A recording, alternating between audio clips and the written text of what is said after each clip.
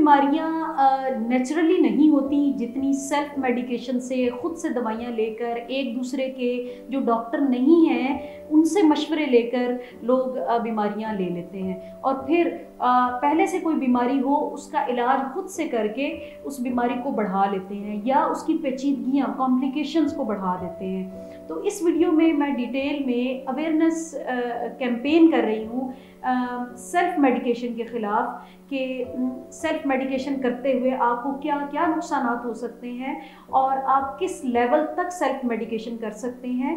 और ख़ास तौर पर फार्मेसी वाले लोगों के लिए भी मैं इस वीडियो के तवज्जुह से कुछ एडवाइस करूँगी, तो आप ये मेरी वीडियो एंड तक ज़रूर देखिएगा, आपको फ़ायदा होगा।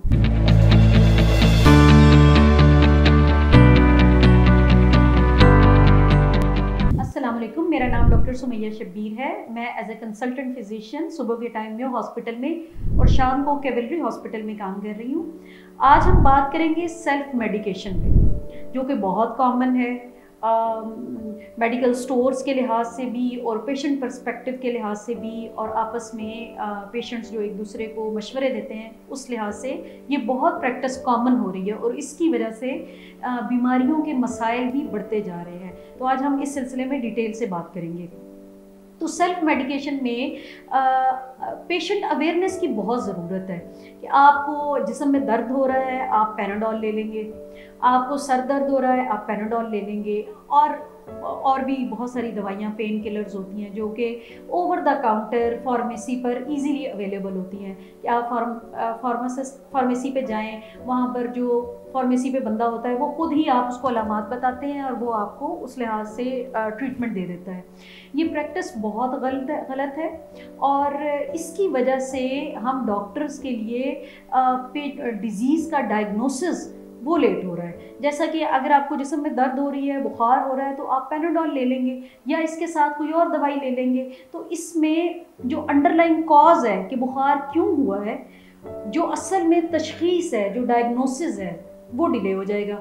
और फिर जब डिले हो जाता है डायग्नोसिस तो फिर आप डॉक्टर के पास आते हैं तब कुछ कॉम्प्लिकेशंस भी हो चुकी होती हैं और जो आपकी अपनी मेडिकेशन से मसले हल नहीं हो रहे होते तब आप डॉक्टर के पास या हॉस्पिटल आते हैं। उसकी वजह से लॉन्ग टर्म कॉम्प्लिकेशंस का रिस्क भी बढ़ता जा रहा है। उसके अलावा खुदा न खास्ता डेथ रेट भी बढ़ रहा है। तो इसमें बहुत सारी दवाइयाँ आती हैं, इसमें सरे फहरिस्त पेन किलर्स और एंटीबायोटिक्स हैं जो कि फ्रीली अवेलेबल भी हैं और लोग उसका इस्तेमाल भी करते हैं। तो पेन किलर्स में एक तो पैनाडोल है। पैनाडोल तो सेफ़ है। पैनाडोल अगर आपने ले ली है, जिस्म में दर्द हो रहा है, सर दर्द हो रहा है, तो इस हद तक ठीक है। लेकिन आप जिस्म में दर्द हो, सर दर्द हो, जॉइंट्स में पेन हो, कहीं दर्द हो, आप पैनाडोल लें और उसके बाद अपने डॉक्टर के पास ज़रूर जाएं देखने के लिए कि किस वजह से हो रहा है। शायद कोई ऐसा डायग्नोसिस हो जो आप उसको डिले कर दें अपने सेल्फ मेडिकेशन को लेते हुए।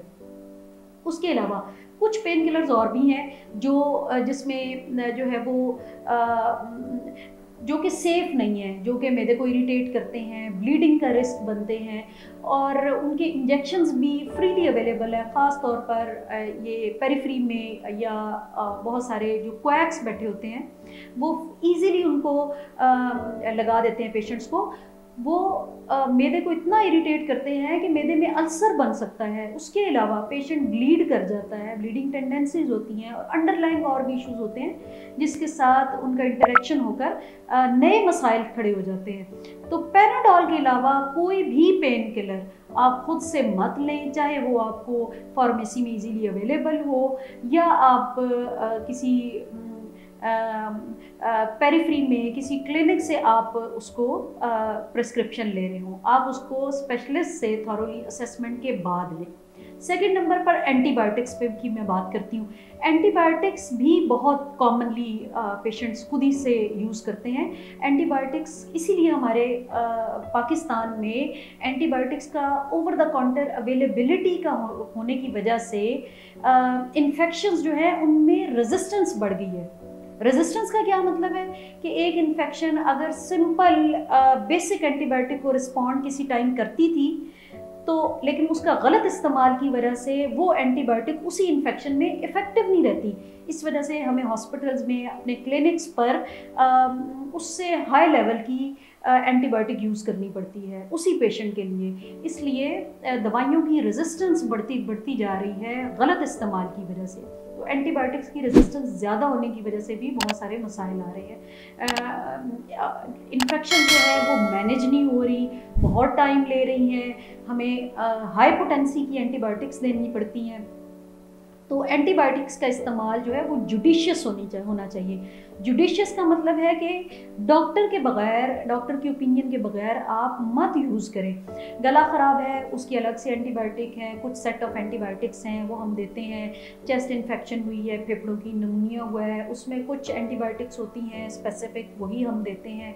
मैदे की इन्फेक्शन हो गई है, पेशाब की इन्फेक्शन है, आपको जिस्म में कोई पस वाले फोड़े बन गए हैं, उसकी और तरह की एंटीबायोटिक हैं। तो area wise, system wise infection के एंटीबायोटिक्स डिफरेंट होती हैं। तो जो आपको नहीं पता होती और आप अपने मर्ज़ी से कोई भी एंटीबायोटिक ले लेते हैं, तो इस वजह से इन्फेक्शन प्रॉपर ट्रीट नहीं होती, लंबी चल जाती है और कॉम्प्लिकेशन छोड़ जाती है, जो कि फिर बाद में डॉक्टर के लिए ट्रीट करना मुश्किल हो जाता है और आपके अपनी जान को भी ख़तरा होता है। तो ये दो बहुत कॉमन ग्रुप ऑफ ड्रग्स हैं, मेडिकेशंस हैं, जो आम आवाम में इसकी बहुत पॉपुलैरिटी है और इस वीडियो के तवस्सुत से अवेयरनेस की बहुत सख्त ज़रूरत है। तो जब भी आपको इन्फेक्शन, इवन आपको गला ख़राब हो, और आप अपने डॉक्टर के पास ज़रूर जाएं, फिजिशियन के पास जाएं, वो आपको आपके गला ख़राब के हिसाब से एंटीबायोटिक देगा, ना कि वो एंटीबायोटिक दे जो कि मैदे को की इन्फेक्शन के लिए है या जो पेशाब की इन्फेक्शन के लिए। तो सेपरेट एंटीबायोटिक्स हैं, इसका नॉलेज आपके डॉक्टर को बेहतर होता है, तो आप अपने डॉक्टर से ही रब्ता करें। मोर ओवर, अगर आपको जोड़ों में दर्दें हैं, उस सिलसिले में भी आप पेन किलर्स ले लेते हैं, उसकी भी स्पेसिफिक डोजेज होती है। डोज जो है वो भी इम्पॉर्टेंट है, वो भी आवाम को पता नहीं होता कि मैं ये दवाई कितनी डोज में मुझे लेनी है और कितने दिन लेनी है। वो गलत डोज लेने की वजह से भी रिएक्शंस हो जाते हैं, एलर्जिक रिएक्शंस हो जाते हैं। हमारे पास बहुत सारे पेशेंट्स आते हैं जो उनकी स्किन रेड हो जाती है, स्किन की एलर्जीज हो जाती हैं, जिस्म पे ब्लिस्टर, फोड़े निकलना शुरू हो जाते हैं, व्हील्स जो है वो उभार आना शुरू हो जाते हैं, रेड कलर के, ख़ारिश होना शुरू हो जाती है। तो ये एलर्जिक रिएक्शंस गलत दवाई का इस्तेमाल या गलत डोजेज का इस्तेमाल की वजह से भी आते हैं।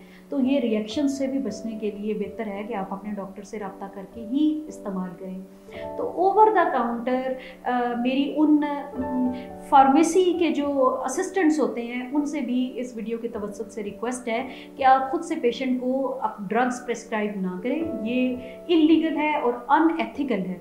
आप पेशेंट को डॉक्टर के पास, फिजिशियन के पास ही आप उसे रेफ़र करें, एडवाइस करें और ख़ुद से उसको मेडिकेशन ना दें, ये पेशेंट के लिए भी बेटर है।